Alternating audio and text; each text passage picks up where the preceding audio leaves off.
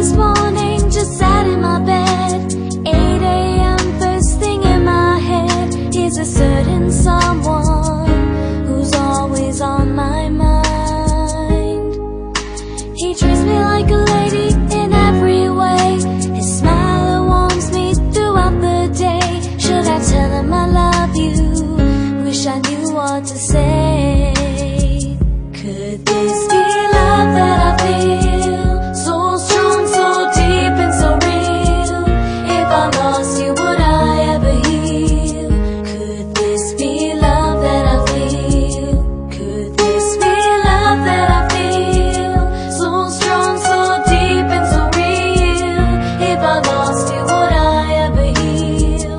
Could this be love that I feel? The way he looks, so deep in my eyes, a heart so warm, I just wanna cry. And he's so hardworking, he wants to be someone. Should I tell him that I love you? What if he doesn't say it?